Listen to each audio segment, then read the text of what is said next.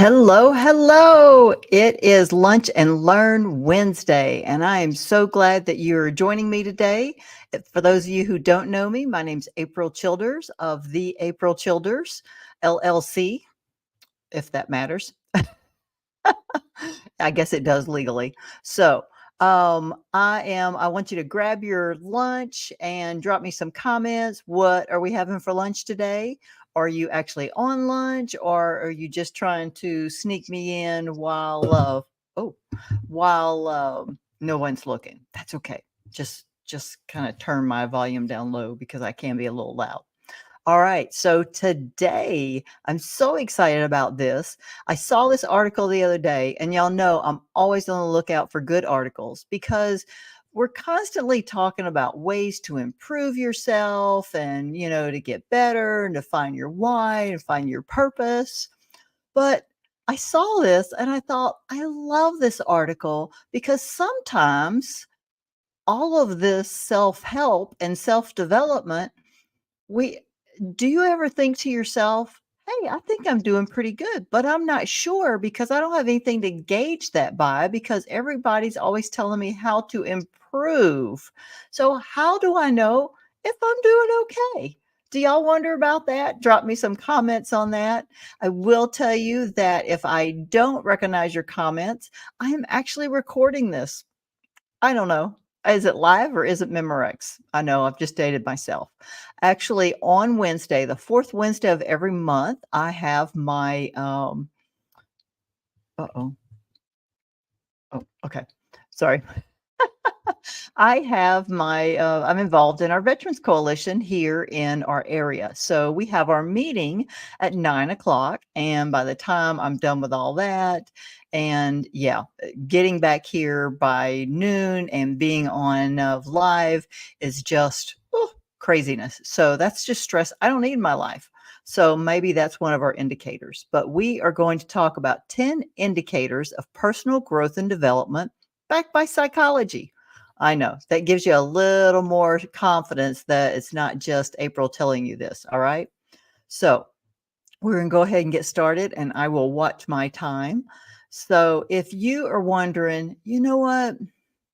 I think I'm doing okay, but I'm just not sure because everybody keeps telling me how to get better. But what if I'm doing okay?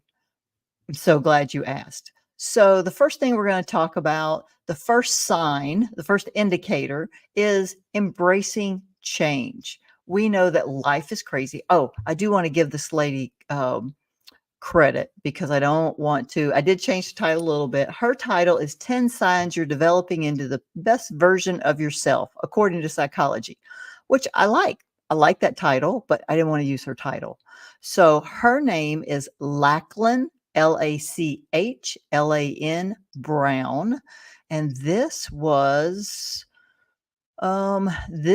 published in Jeanette Brown. It was online. Coach yourself to a life you love. So she is also a coach. All right. So the first thing we're going to talk about is embracing change. We all know that life is in a constant state of flux. I don't know. Is it just my life? Okay. And I know those of you who have kids and full-time jobs, that's just something you're probably kind of used to at this point. So, what is our ability to adapt to these changes?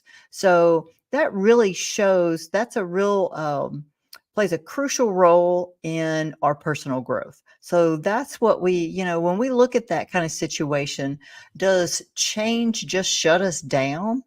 Or are we kind of like go with the flow kind of girls? So that is the first sign that we're going to look at, that the first indicator that, well, maybe we're doing pretty good in this world. So embracing change is one of the key signs you're developing into the best version of yourself. Woo! Who is that good news for? Who is that not good news for? Because we don't want to just survive in this world. We want to thrive amongst the chaos that is life. I don't know of anybody that is not that doesn't have their challenges in life, whether it's family, it's friends, it's job, it's relationships, whatever that is. So we want to be those people that embrace change. We want to be resilient, because when we do that, we're going to experience less stress and anxiety. And we already know that stress and anxiety is not good for us. It causes us to be overweight. It causes lack of sleep. Lack of sleep has a lot of other issues going on there. So, all right, that's the first thing, embracing change. So if that is not you, if you do not embrace chaos and change, then that's something that you might want to like make a note to yourself to, okay, this is something I really need to make a conscious effort of. All right. So the second one, cultivating mindfulness, not mindlessness, mindfulness. So this is requires patience. Okay. Sorry, I had to laugh. Dedication and a gentle touch. And sometimes it's a gentle touch with ourselves. It's about being fully present in the here and now and acknowledging our thoughts and our feelings without judgment. It's so funny to me that we can do this for everybody else. Everybody else, we can be patient with them. We might mumble under our breath or roll our eyes, but we try to give them patience. We try to give them grace. We try to be gentle with them. But when it comes to ourselves, we are not that person. So I want you to think about that. I want you to really think about the things that you say to yourself. Would you say that to a 5-year-old child or to an old person? Would you say that to your best friend? Because if your best friends are like my best friends, they are not going to allow you to talk down to yourself or be hard on you, you know? So don't do that to yourself. And this is something I think, I don't, do men do this? Y'all drop me some comments. Do you have men in your life that do this? I I don't think so. I think this is a woman thing. But yeah, it is definitely a practice and it's something um, we need to be conscious of. What are we saying to ourselves? So, but that awareness, that's the big thing. Awareness of how we talk to ourselves. Okay, she has a quote in here. I really like this. There is no way that I'm going to be able to say that person's name. He's a renowned Buddhist monk and mindfulness expert. And he said, the present moment is filled with joy and happiness. If you're attentive, you will see it. So, and that is, sometimes we get caught up in all the change that we talked about in the first one, that we lose. It's called the present for a reason. It is a gift. So be aware of the gift that you're in right now. Don't look back. Matter of fact, Sunday sermon was about why the front window of our car is so much bigger than the rearview mirror, because it doesn't do us any good to look back. Okay. Those lessons should have been learned. We need to move forward. We need to look ahead, but we need to be mindful of where we're at in the present. Whew, there's a lot going on that one. All right. The next one, living with impact and minimal ego. Hmm. So we're always working to be the best version of ourselves. And sometimes, well, according to her, this involves striking a balance between making a difference in the world and keeping our ego in check. This one kind of got me because I was like, I never really thought about that. But if you're one of those people that you can see the impact, maybe you've got a nonprofit and you see like you're helping all of these families or women or children or animals, whatever impact you're making in the world. And you may not have a nonprofit. Maybe you get up and you go to work and you're raising a family and you're helping to support your family, or you're supporting your family in a lot of cases. You're growing the future with your kids. Um, You are making an impact, and don't let anyone tell you that you're not. A lot of women will downplay what they're doing when they feel like they're just surviving every day. You know what? Some days that says a lot. Just about every day that says a lot. So give yourself some credit. But this balance sometimes isn't easy for people to achieve. Um, this is one thing that I don't think I struggle with because I really don't feel like I'm making that big of an impact. I want to. So this is something I will have to keep in mind, that my ego doesn't um, get too big when I see the impact that I really want to make in my heart. So drop me some comments. Is this something you struggle with? I mean, in my mind, I feel like these are people that are like, you know, Mother Teresa. Did she have an ego? I don't think so, but it makes you kind of think. So I don't know that I'll ever make an impact like she did, but I don't know. That one kind of threw me for a loop. So she goes on to say, if you find yourself seeking to make a positive change in the world without letting your ego take center stage, that's another sign you're on the path to becoming the best version of yourself. So if that is you, congratulations. All right, practicing gratitude. I love this because I think this is so important. This is something I started probably a couple of years ago. And as I've done it more and more, I think I've gotten better with it. And that's not my ego talking. That is just that I've fit it in to my regular routine. At night's the big thing. You know, I lay in bed, I say my prayers. I thank God. That is who I thank. Whoever you think, that's up to you. But I thank Him for another day, for the gift of having another day. And I go through my day and I thank him. Like yesterday, we went down to the nursery and we got some tomato plants and, things to grow in the garden. And then I've got some flowers. I thanked him for giving us the resources to be able to do that, to have the vehicle that runs that we could get there, and sometimes it's the little things, because we all know the big things don't happen every day. But we can't complain and, um, you know, we can't complain about our lives when we come from a place of gratitude, because there are a lot of things that people get stuck in, as far as like, why did this happen to me? What what about what if it happened for you instead of to you? So just kind of a shift in perspective of what is going on in our lives. Sorry about that. So to me, that's what gratitude does. It really shifts our perspective of, what is going on.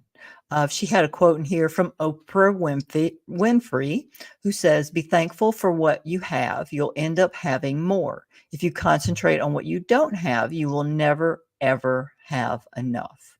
So I love that. And I think it's so important. In sales, if you're in sales, they say attract number grows. Anything you really concentrate on is going to grow, whether it's your faith, it's your family situation, your relationships. If you really concentrated on your relationships or your job, it's going to get better, it's going to grow. So keep that in mind. So if you come from a place of gratitude rather than like the world owes me something. I don't know. That maybe that's a societal thing of where we're going. Okay. Understanding your core values. We're at number 5 if you're keeping track. Understanding your core values. It's like that compass that guides our choices and our actions. My core values, and this is something that has been a process, because people talk to you all the time about, oh, find your purpose, find your why, find your, what are your core values? And I had a friend of mine who left me a message one day and she's like, what are your core values? And I really put some thought into that because I knew she was asking me for a reason because she always has a reason to ask these questions. And my core values are faith, family, and service to others. And that once I got that in my, where I was able to vocalize it to say, yes, these are my core values. That was a huge like self-growth thing for me of really pinpointing in what was important to me. So that is if you don't know what your core values, really spend some time with that. And I'm sure you can find all kinds of quizzes and things like that on the internet. But what is important to you? If today was your last day on earth, what what would you like to spend your time doing? That's kind of how I think about it. But that is yeah. Oh, she has, let's see, she has a Jeanette Brown, whose site this is, that she did the article for, has a wonderful exercise, defining your values exercise. So if you want to look that up, I'm sure there's a lot more. But and that is our, you talk about our true north. Our core values are our true north. That is what's really important to us at our core. That's our guide, our, how we live our the guide that we live our life by. Okay, got that out. Number 6, setting healthy boundaries. Okay, ladies, just be honest. How many of you have trouble with that? Okay. There is a book out. Um, oh shoot. I'll think about it or I'll post it later of something about, yeah, I can't think of it now. But I want you to repeat after me. No is a complete sentence. Okay, say it. No is a complete sentence. We, as women, and some men, I mean, I'm not man bashing, but we have trouble setting healthy boundaries. And sometimes it depends on who it is. It usually depends on who it is, but some people can't set boundaries at all. It could be, somebody they've never met that asks them for something and they're going to try to make it happen because that no is uncomfortable. Oh, your best yes. Your best yes. I don't know who. Let's see. Let me see. I'm trying not to get a squirrel moment. Sorry. But if you have not read this book, you need to read it if you have boundary problems. The Best Yes book, and it is, of course, it's on Amazon. Lisa Turkest, Terkeurst.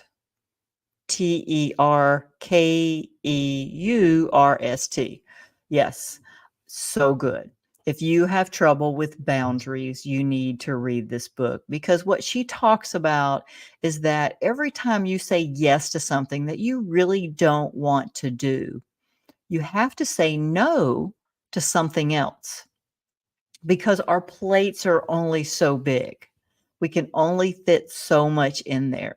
So if we say yes to maybe being on a committee at your children's school, yeah, I almost said kid, uh, and your plate is already full. So what are you going to take off? Maybe now you're giving up time with your children, one-on-one time or family time to be on that committee, a committee that you never wanted to be on before. So that's one of those things. If you are good at setting boundaries, then you are on your way. That's a good indicator for you. All right, number 7, practicing self-compassion. And this is very similar to me. What was the other one we talked about? No, no. Mindfulness. Mindfulness is more like living in the moment, but practicing self-compassion, I think I probably got ahead of myself with some of the stuff I said under mindfulness. Let's see. In pursuit of personal growth, I'm going to tell you what she says about it. It's all too easy become our own harshest critic. We push ourselves hard and often forget to show ourselves some kindness and understanding we extend to others. And this is where, like I talked about earlier, would you say it to your best friend? Would you say it to your child or to somebody else's child? Probably not, but we say things to ourselves that we would never say to someone else. So we really need to be a little more compassionate with ourselves. We need to show ourselves a little more grace.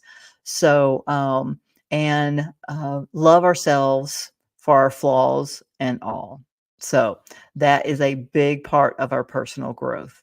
And I know with summer coming along, and if you have been swimsuit shopping, that was very hard. I'm just saying. So maybe it's just me. All right, number 8, pursuing lifelong learning. I love I don't know, sometimes I think I'm just a geek because I love knowledge.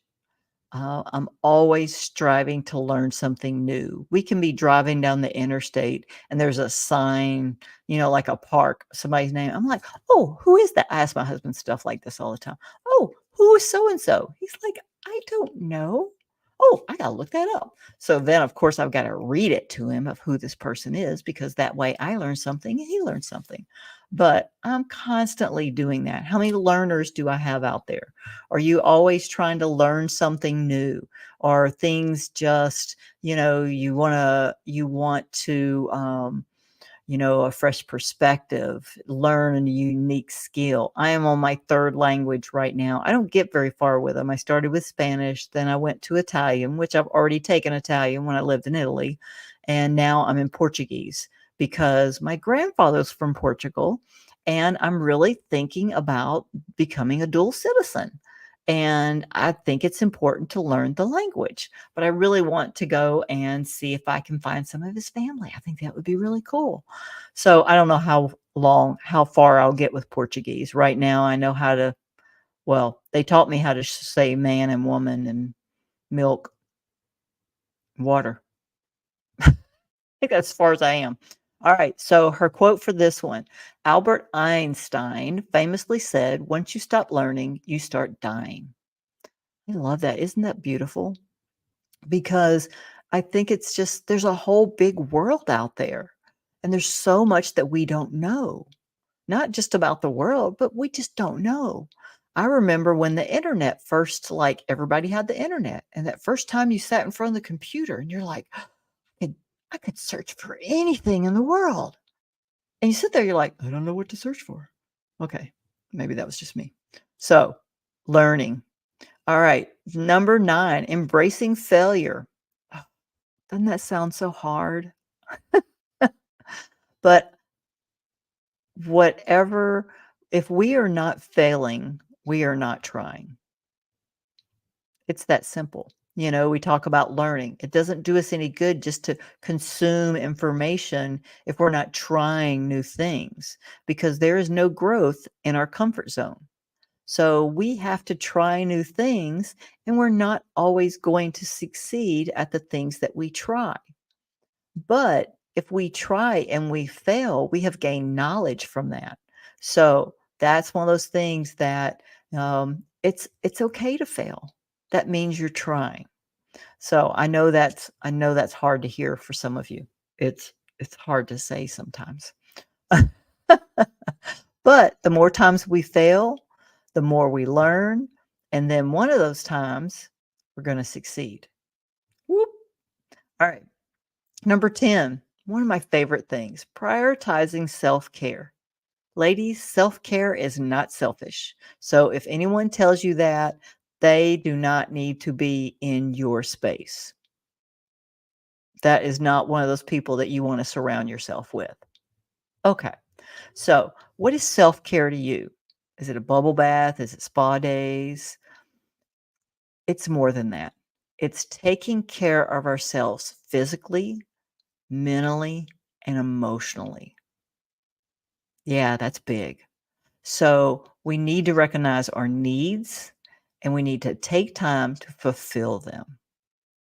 So we're not just talking about a bubble bath. I'm not saying anything against bubble bath because this girl loves her bubble baths. I also love massages. I love going to the chiropractor. And I even love getting up in the morning and working out because it makes me feel good. I feel like I've accomplished something for the day. I'm ready for the day. I've done something good for my body. I've gotten a good night's sleep. I'm eating healthier. I know I told y'all before I was in my goal was to be down to 140 by April 15th. That didn't happen, but I haven't given up. Now I'm in a challenge with some friends, and we've all kicked in some money, and whoever loses the largest percentage of weight wins the money. Yeah, and we're not talking $10 here. So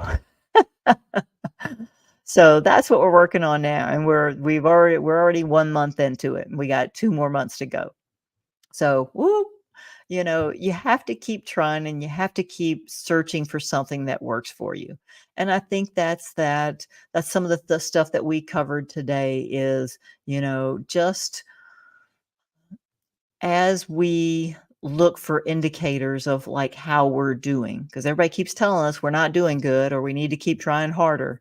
But at least this gives us 10 indicators that we can look at in our lives and say, hey, I'm really good about this. I embrace challenges like a boss, but I'm maybe not real good about self-care. So let me go over them real quick because we're almost out of time. Number one was embracing change.